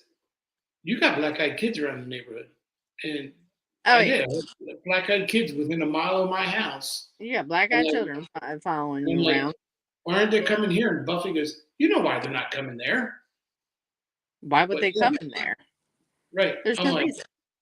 I'm like, holy crap. But yeah, Black-Eyed Kids, Black-Eyed Children, however you want to pronounce them, and doppelgangers. Because remember, I love the one sentence I said to you guys when we first did the doppelgangers. Oh, God. And you guys were like, I said, so doppelganger, let me just summarize the doppelganger. So doppelganger is supposed to be a you again, or a repeat of you, or correct. A duplicate of you, however you want to pronounce it. But you're not supposed to see each other, run into each other. But your doppelganger is evil. Correct. So I said in our show, how do we know we're not the evil doppelganger? And that just led us down a rabbit hole that has no bottom. That is a black abyss. You can't answer it. You can't answer it. I mean, you can try, but right. I'm just saying. Oh, you can give it a shot, but how do we know what we're doing right now is not the evil? Well, shit, if this is the evil side of me, I want to see what the good side is. Because what kind of veil are we hiding behind? I don't know. Right. That's just it. I don't know. You don't know. And I put that question out to our chat folks and everybody, and all I heard was this. Crickets. The sound of mouth breathing. I never thought about it like that. I'm like, yeah. How do we know we're the sound of mouth breathing? We are not the evil doppelganger, and that's why I am just over the edge on doppelgangers and Black-Eyed Children. This man, I can tell you, when it comes to black-eyed children and doppelgangers, you would start him talking and have him carry on a conversation, and it's kind of like the lamb chop song. Anybody remember lamb chop with Sherry? Uh, the little lamb choppy, Yep. the song that never ends. Yeah, Yep. it's the song that never ends. It's a gift that just keeps on giving. That's the way it's supposed to be. The doppelgangers and the black-eyed children, mostly doppelgangers. And I think we almost went to argument at that night. We were almost in a downright argument, the two of us, over the doppelgangers.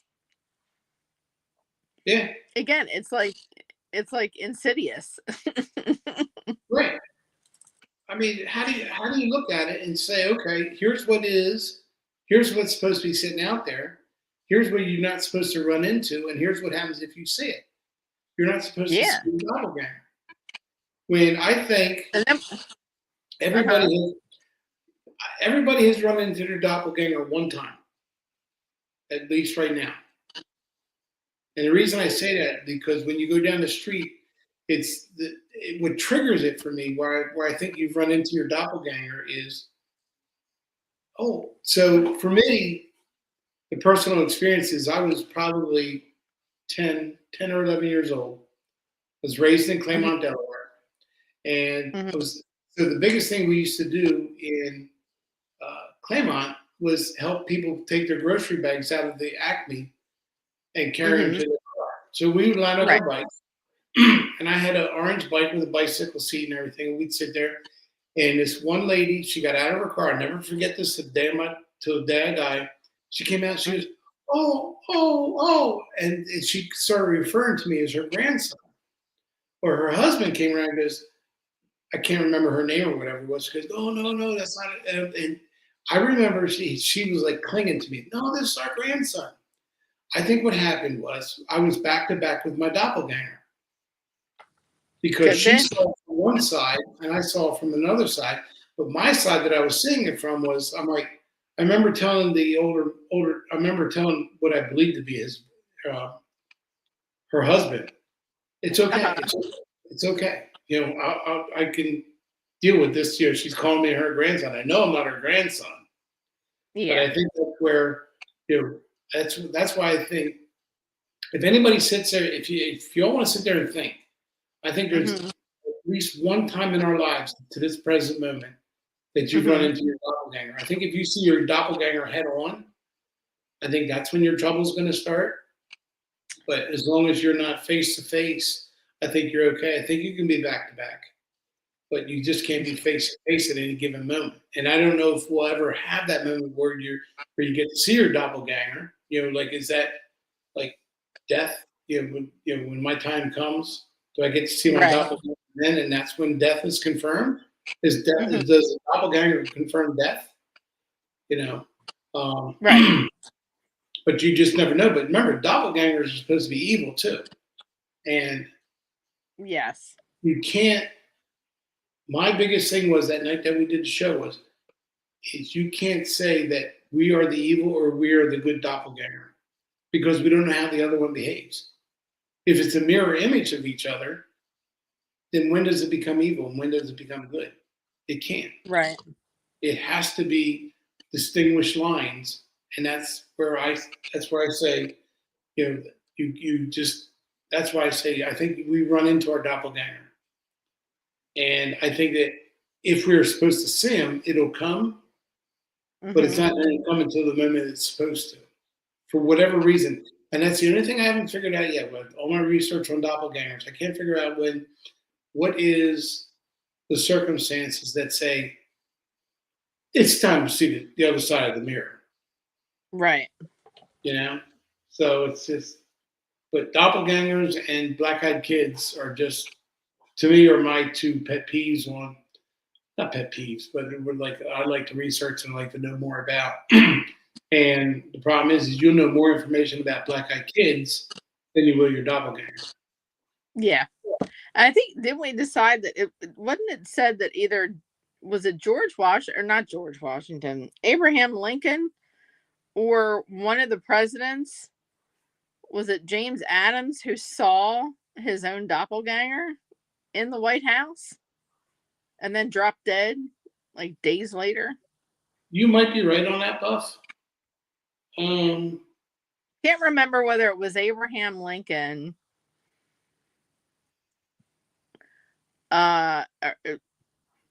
or James Adams. Either one of them was the one that saw their doppelganger and then days later wound up dying. Give me 1 second here. So I asked the magic question, people. Abraham Lincoln. There we go. So let me give it to you here. Let me give it to you here in our notes from the Goblet of Knowledge. Abraham Lincoln was supposedly a wide open-minded statesman who recognized the existence of the paranormal world. He reported seeing his doppelganger in a mirror on more than one occasion. In 1860, shortly after Lincoln was elected, he claimed to have seen a double reflection of himself in the mirror. He asserted that the second reflection looked remarkably weaker and paler. His wife believed it was a bad omen and suggested he would finish his first term and not make it to the end of his second. Yeah. So there you have it. So Lincoln saw his doppelganger, and pursuant to what we know or understand or believe about doppelgangers, he saw himself in a state of decline. There you go. And he wound up dying after a while. Actually got shot and died. This has been a great show, bro. This really has. It was. Yeah. And another thing here, I want to add to that one. I forgot about it. Doppelgangers cast no shadows. Oh, so they're like vampires. Vampires. Like vampires. Shadows. If the lookalike is a perfect double, how are we supposed to know when you are dealing with a doppelganger? According to Folklore, there is a single difference. Doppelgangers cast no shadows and have no reflections in mirror or water. So just like vampire. Yes. I wondered if you threw salt on the ground or rice on the ground. Would the doppelganger stop? I must count to 13. 1, 2, 3. All right, Count Chocula. Oh shit! This is how we are on a regular basis. Ugh. This is how this works. Poor Lucy, when the two of us are together and she's around, my God, that she must have a terrible headache by the end of the night. I mean, it is what it is. My cat was attacking my sweater and I didn't know what the hell was going on. Oh shit! All I noticed, I saw out of the corner of my eye, my sweater was going one way and I was going the other. My goodness. Does anybody have any questions? This is a great show, bro. We didn't even touch the tip of the iceberg yet tonight. No, I like yes. I just gotta get on, make sure I'm on the same page next time. That's okay. But no, I love how the show went tonight. I love reminiscing about how we started and how we, where we've come to, the things we've done, the things we've seen, the things we've captured. And by all, but the furthest most important is the friendship that we've all forged. Yes. You, me, Lucy, Jeff, Yvonne. And then the supporting cast. Family. The family, the supporting cast of Bailey, Dalton, Darby, and everything like that. Yeah. Gabby, and everything's all been good. So it's, I like how everything's going, and we're gonna kick up more dust in 26. 25 is running away from us pretty goddamn fast, if I must say. I know. Terrible. We got some time coming ahead where we may see some time that, we may take some time off, or things may coincide where we don't do a show or something like that. But We're Yeah, looking for new topics. We're going to do new things. I want, absolutely. 26 is good. I'm looking forward to it with everything we do. So yeah, I'm just looking forward. You know what? The three of us have to, or the four of us, how many ever of us there are, need to do a dinner. I mean, me, you, Lucy, Jen, the kids. We need to have a dinner and decide what we're doing for 2026. Yeah. I mean, I know one thing that me and Luce have on the bucket list is we want to get up to the Tree of Life. Ah, that's another. Yeah. And I guess mean, who's going that's to be there on Saturday? nice. Yours truly Yeah, will be there Saturday. that's something that Uh, we want to. We're putting on our there list to get up there. you go. You have an ever growing bucket list there. You and Lucy both. Lucy said, no headache tonight. Oh, good. I'm so glad. I'm just thankful to have Lucy in my corner. She's great. I absolutely love Lucy to Oh, death. Listen, between the two of you, the brother and sister that I never had, and which is a great thing. And our team, we see each other outside of cases. Right. At the holidays, weddings, birthdays, and that's the type of rapport you need. Is Yep. that you need to be like family. I'm not saying being stuck up everybody's butt all the time, but getting together and doing things outside of the paranormal, trying to keep yourself sane a little bit. Oh yeah. which is a great thing. And we've always called each other our demon busting family. The Demon Busters. The demon busters. And that's how we started. And I particularly don't know how we got named Wonder Twins, but we did. I have no idea, but I have no idea how that started. well, I don't know where it started, but I understand it. I mean, we fire on the same cylinders when we do cases. Yes. I am more so. If anybody's new listening and everything, but I can feel a presence. I get goosebumpy, that electrical feeling, and Buffy has more than once confirmed for me that I'm in the right spot, so I know I get that right goofy feeling. And the leg shakes. Don't forget the leg shakes. And it's weird because somehow, some way, we both know when it's time to stand in front of the other one. Yeah. Or we make that look like it's gonna be a while. I like a little bit of rock and roll, and I'm a little bit country. That's where it comes from. Yep. I just So love when I'm in the back seat and I make a comment and he just looks at me. He's driving and he just looks at me through the rearview mirror and he just gives me the eye roll and I'm like, "Yep, yeah, it's gonna happen. because this is gonna be a wild one." Yeah. So, but you have to sit there and me and Luce are in the same belief that you meet people from your past or you know people from your past, and I think. And Buffy's shown it. There's a past that we have as a brother and sister all the way back in time. Yep, That we've all met. the way. So it's just it's just a click. It works. Not it works is not the right word, but I mean it clicks. We take care of each other. We can read each other. We know each other. I know when she stood in front of Bailey when it was important on a case. Oh God, I stood her when I knew it's like, hey, it's time to buckle up. And she's taking care of me. So it's, she took care of Luce when we were in Monterey. So it's just, there's just, if anything I can leave anybody with tonight, it's just trust your gut. It's a reason it sits there. Yeah. You trust your gut. If the person next to you is bad, they're bad. If they're next to you and they're good, they're good. Mm-hmm. So, but anyway, I digress.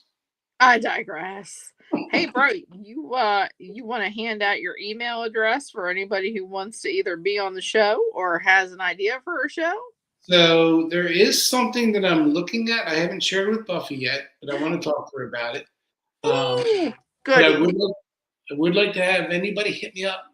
SpiritSearcher649 at gmail.com. SpiritSearcher649 at gmail.com.